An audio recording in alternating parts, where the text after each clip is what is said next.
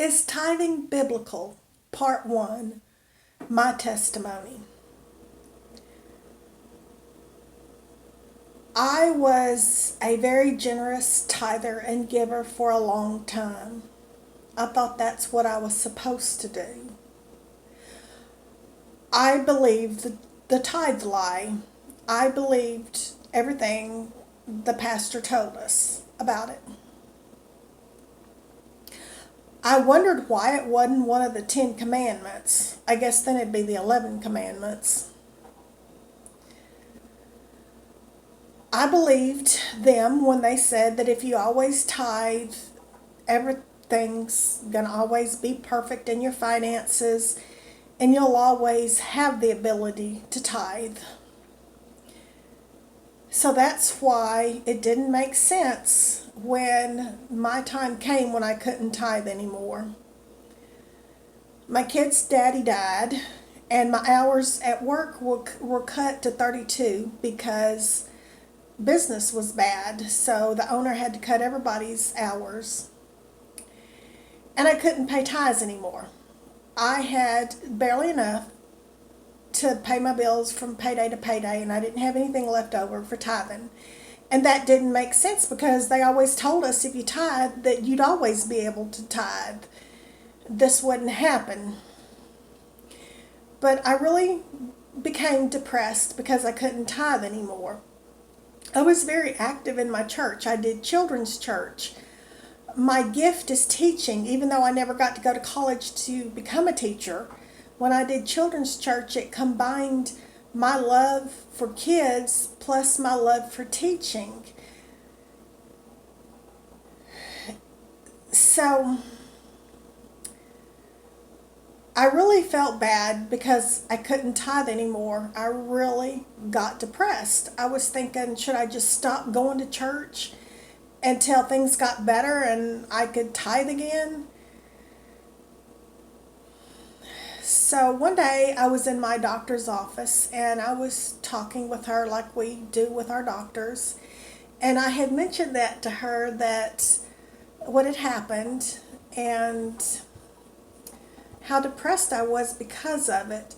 And she said, tithing isn't even biblical. The New Testament doesn't say to tithe.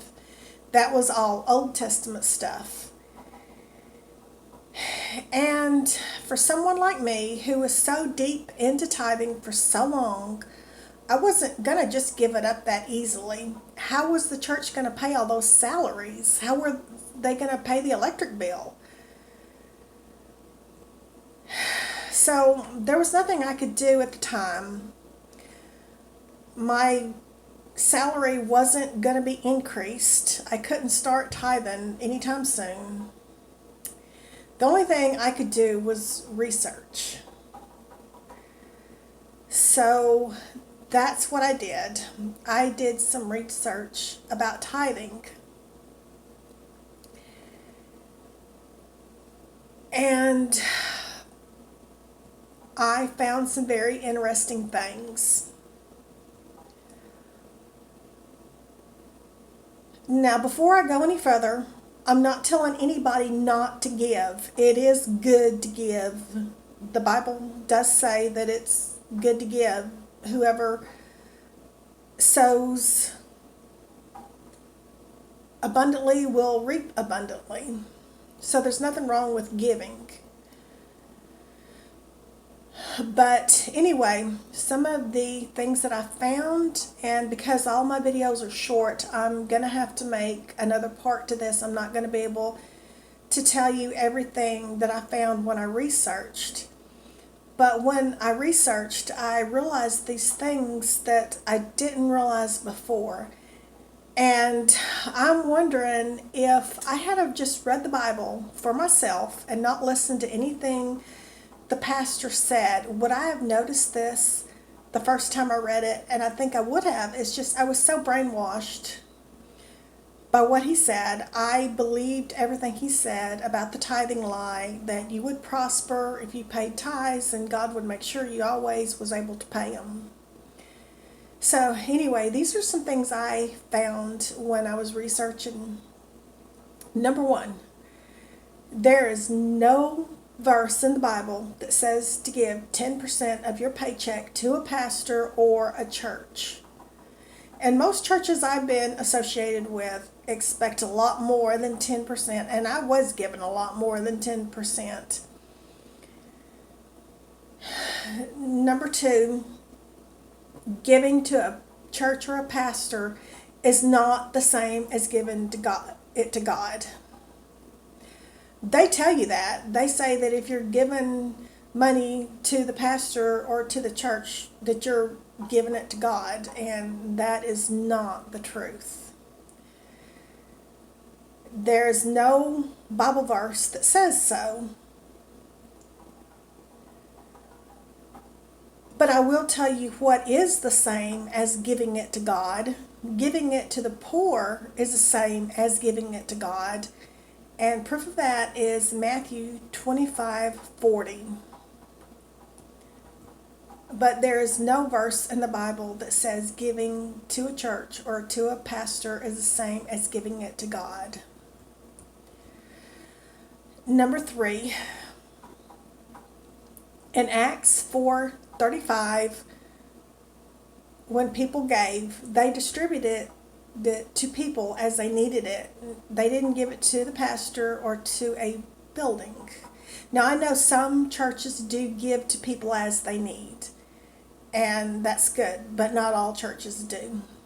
Number four, Proverbs 22:16 says not to give to rich people. And most of the pastors that I've been associated with are a lot wealthier than I am.